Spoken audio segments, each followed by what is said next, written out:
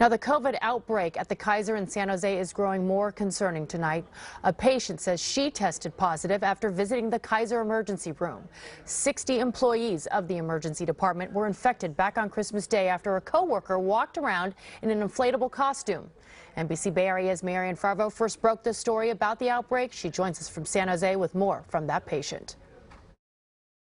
The patient told me when she first went into the emergency room here at Kaiser, she tested negative for COVID, but that soon changed. The patient, who asked us only to identify her as Kathleen, not her real name, says on December 28th, she spent 5 hours in the emergency department at Kaiser's San Jose Medical Center, where she tested negative for COVID before being admitted into the hospital and undergoing surgery.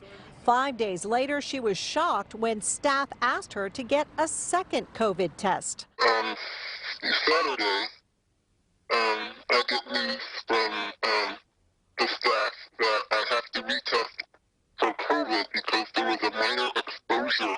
The second time, she says she tested positive for COVID. I was just floored to find out that, but now I have to fight recovery, but I have to fight COVID as well. Kaiser says as many as 60 emergency department staff have now tested positive for the virus, and 1 employee has died.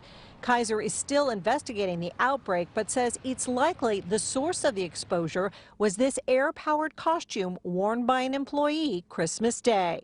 It's mind-boggling that, that was even allowed, that, there was not cautiousness, because of, everything that's going on, and that, the hospital has a lot of vulnerable people. Kaiser says it has notified 70 patients who were in the emergency room Christmas Day about a possible exposure.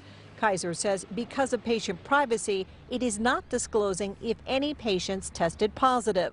While it's difficult to determine exactly how and where Kathleen got COVID, she believes the hospital should have done more to protect patients and inform them of the outbreak.